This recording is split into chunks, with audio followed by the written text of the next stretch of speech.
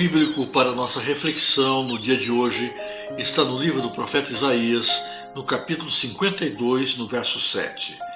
Lá nós lemos assim: Quão formosos são sobre os montes os pés do que anuncia as boas novas, que faz ouvir a paz, que anuncia coisas boas, que faz ouvir a salvação. Nos dias atuais, chegamos a ficar surpresos quando nos deparamos com uma boa notícia nos jornais ou na televisão. Só se ouve sobre tragédias, acidentes, homicídios, sequestros, atentados terroristas, enchentes, desabrigados e toda sorte de calamidades, tanto no nosso país como no estrangeiro. Isso acontece em primeiro lugar porque, na verdade, quase não há boas notícias a se publicar. O mundo vai de mal a pior. Em segundo lugar, porque para a imprensa secular, a má notícia é que gera renda.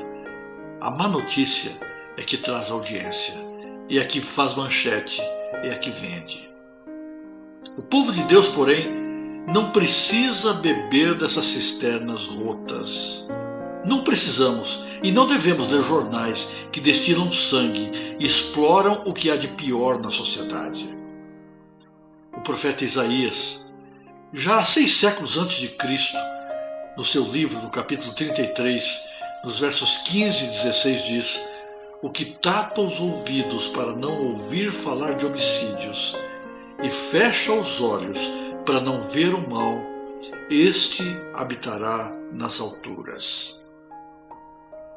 Há mais de 100 anos, quando a situação do mundo era provavelmente 100 vezes melhor do que a dos dias de hoje, Ellen White repetiu o mesmo conselho. No livro O Lar Adventista, na página 404, ela diz assim: Quando os jornais chegam em casa, quase desejo escondê-los para que as coisas ridículas e sensacionais não sejam vistas. Os que desejam ter a sabedoria que vem de Deus devem tornar-se nécios no pecaminoso conhecimento deste século para serem sábios. Devem fechar os olhos para não verem nem aprenderem o mal. Devem fechar os ouvidos para que não ouçam o que é mal e não obtenham o conhecimento que lhes mancharia a pureza de pensamento e de ação.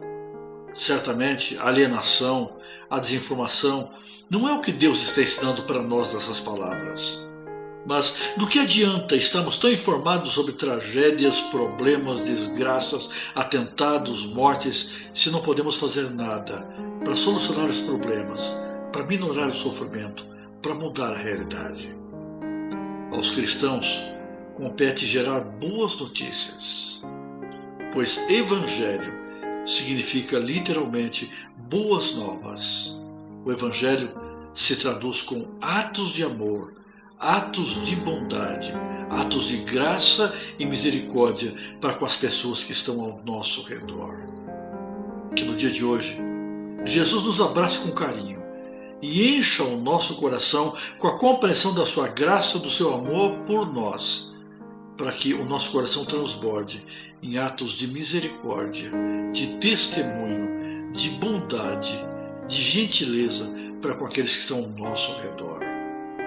Que hoje Deus nos abençoe para ajudarmos alguém com pão material, com palavras de salvação, com palavras de soerguimento, com bênçãos, com ajuda, com estender da mão. Vamos orar. Querido Pai, transforma-nos em vasos de bênçãos numa época tão complicada como esta em que vivemos, onde tantas notícias ruins preenchem os noticiários. Ajuda-nos, Senhor, a propagarmos as boas notícias da presença de Cristo no nosso coração e da promessa de que Jesus em breve virá nas nuvens dos céus.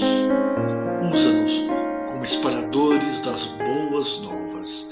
Esteja com todos aqueles que nos acompanham nesta oração. Em nome de Jesus. Amém.